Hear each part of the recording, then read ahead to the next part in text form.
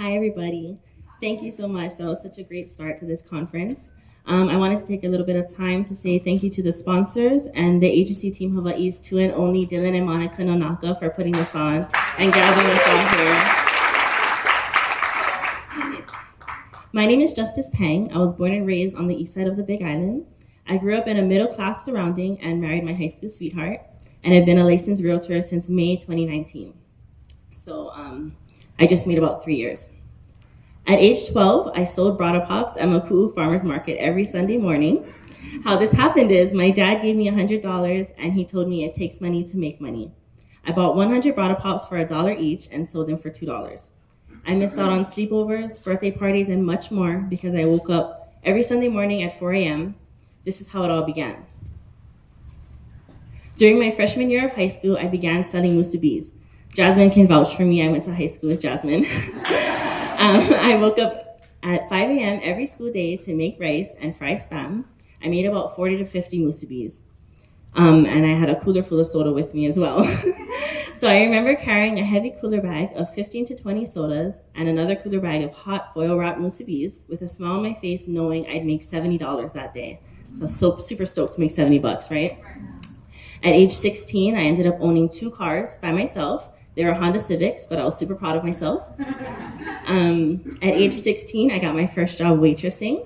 I worked 4 to 6 days out of the week from 3 to 9 p.m. So every day after school, I went right on over to Zippy's Hilo. I still made musis every day because I had a goal, and my goal was to not struggle. Fast forward to 2019, I juggled waitressing and real estate for a while, but I decided to take a leap of faith with the help of Ivory. Oh, closer, sorry.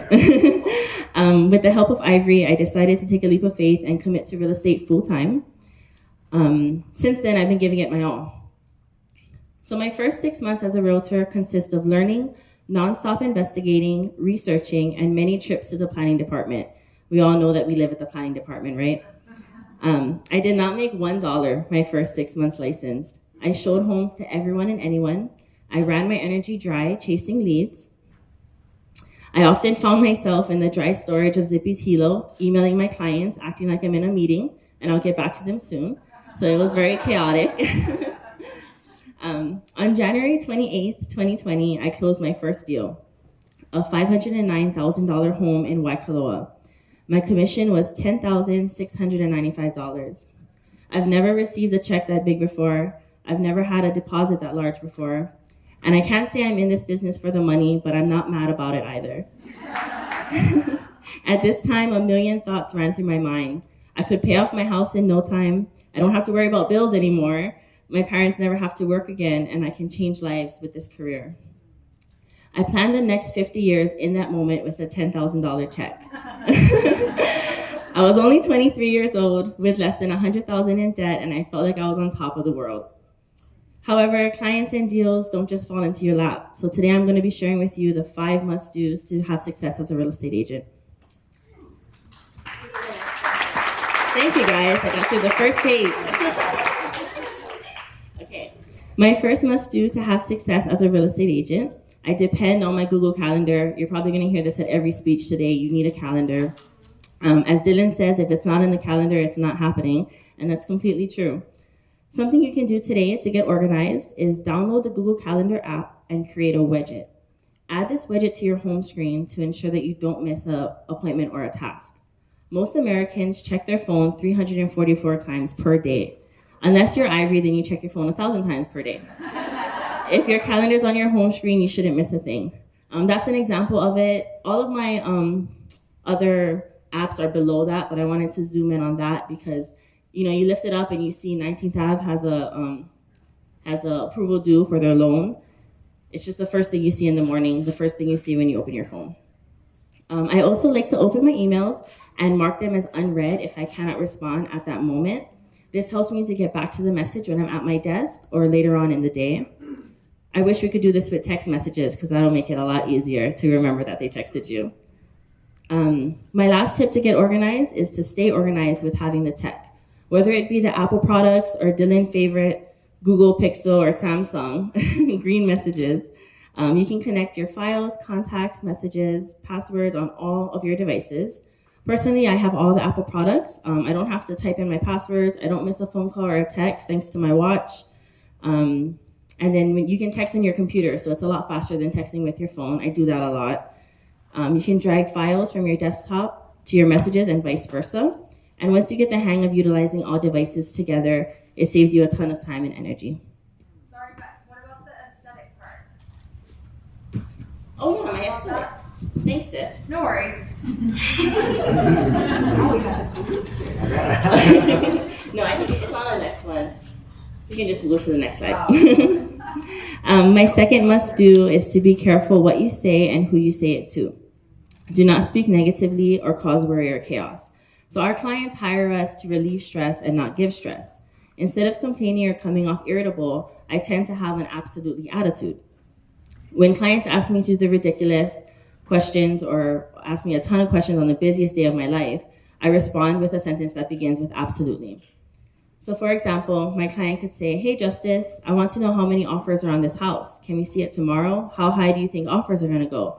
What are properties selling for nearby?" You know, you're getting this call when you're in the drive-thru of McDonald's. You have no idea what to say, right? So instead of saying, "I'm not sure, I have to check and get back to you," I would say something like, "Hey Pat, absolutely. I'd love to get that information for you. I'm finishing up a meeting right now. We'll work on your questions and get back to you by the end of the day." The happiness to help. The happiness to help when one hears the word absolutely will set you apart. I cannot stress this one enough. Do not speak negatively of other agents, brokers, or brokerages. I know sometimes it's the clients that want to talk about their past experiences. It's our duty to not fuel the fire. Respectfully say, "I'm so sorry for your experience with so-and-so. Thank you for sharing this with me. I have an understanding of what's important to you, and I can better serve you now." Stay neutral and stay moving forward. So the third must do is to be in the know. Your best friend should be your dashboard. Constantly check the MLS dashboard, soak up the information. I try to check all new listings, new properties contingent, and new solds. Who was the listing agent? What subdivision was the property in? What's the style of home, price point? Did the property that sold end up selling for higher or less than the list price? If you check your dashboard 3 to 5 times per day, you should be able to skim through all of the properties. Why do I do this? This is so much information to hold. Well, when clients call to inquire, I 90% of the time can say, "Yes, I know exactly what property you're talking about. I know exactly who the listing agent is. They may be a great friend of yours. Be sure to mention that. And let them know that you'll get them the inside scoops. Not all the information will stick, but what's important will, and the feeling you get when you know what you're talking about is priceless." I learned to write to the listing agents constantly and have new listings, mention how great their listings are, or just start a conversation. Even if I haven't worked with them before, when the time comes, we're already familiar with one another. Whether we like it or not, the agents that everyone likes ends up with the accepted offer or the inside scoops. So we want to be that person that everyone wants to work with. You've heard it time and time again, attend open houses. This is a great way to make friends with realtors, to be able to tell your clients, "Yes, I've been there," and to share your in-person experience of the home. You might even learn from the listing agent if they're willing to talk stories. My fourth tip to being in the know is social media. The amount of exposure and recognition from social media is unmatched. 77% of realtors actively use social media in some way, shape, or form. I try to post on my story every day, post on my feed twice a week, and post a reel video once a week. I do this to connect with my audience and other realtors. I highly recommend commenting on as many posts as you can, DMing your followers when you view their story and have the opportunity to say something encouraging or kind. I often get my clients the first showing of new listings because I see it first on social media. So a lot of realtors post coming soon videos, like 24 hours before it hits the market.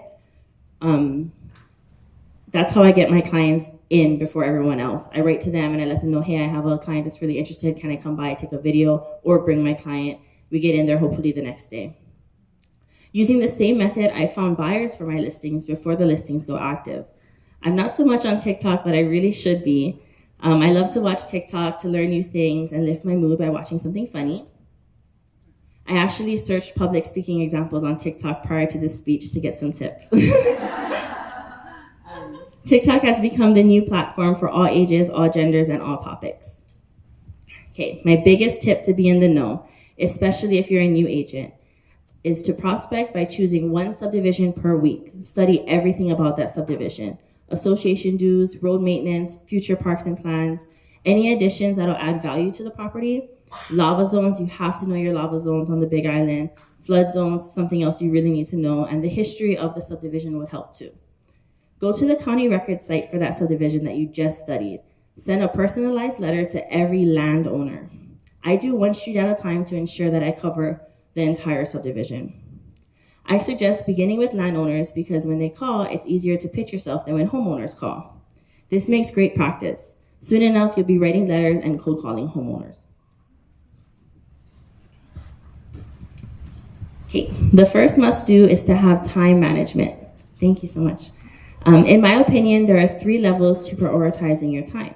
There's critical, important, and back burner. The critical items cannot wait. They're due soon and they have immediate impact on yourself or your clients. These could be consisting of offers, listing photography, staging, and showings. The critical clients are ready, willing, and able. They may have placed offers prior, already have a narrow criteria, they're motivated, or they're ready to list. The important items should be done by the end of the day. This consists of sending active listings, finding out information about a listing for a buyer, scheduling showings for a future date, and running comps for your seller.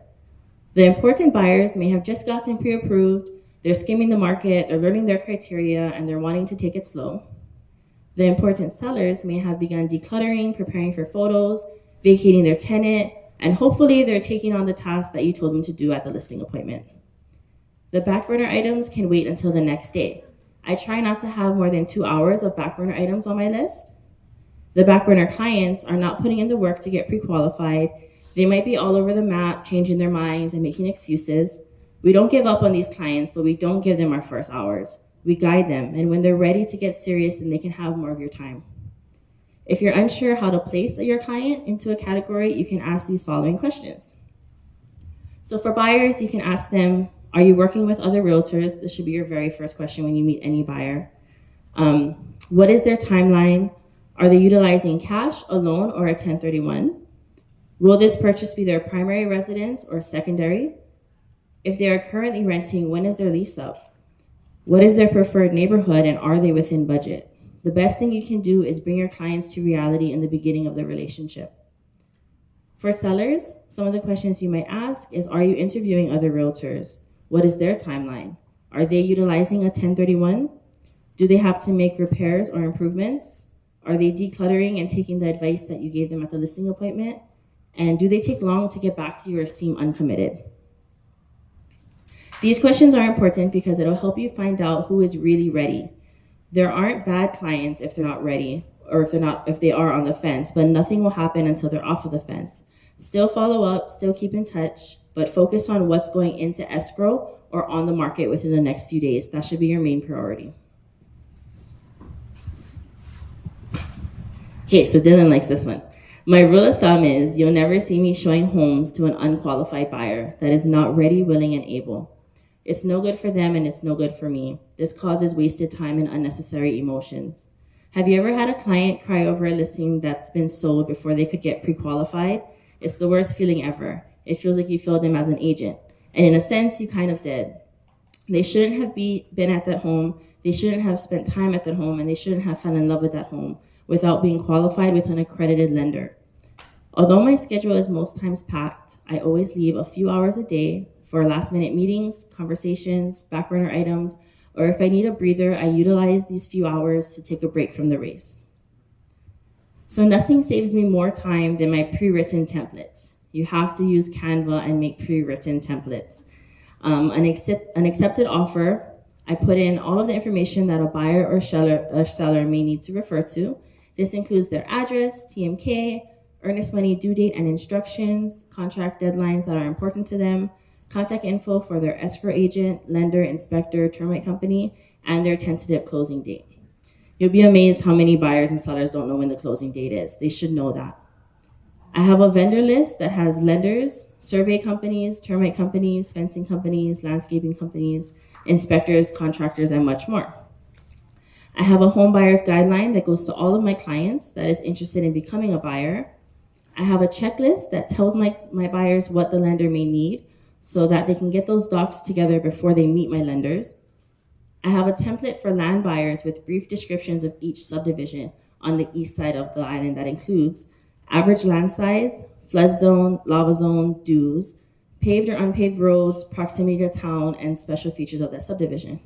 So when a buyer writes to me, hey, I want to own an acre in Paradise Park, I just send them the template and they'll know everything they want to know about Paradise Park. And then they don't want Paradise Park anymore. Now we're looking someplace else. So that's fine, I'll send you that one too. This works great as a cheat sheet. Every client receives all of the templates via email and via text. As Tony said, email is kind of dying out, so I text all of my files also.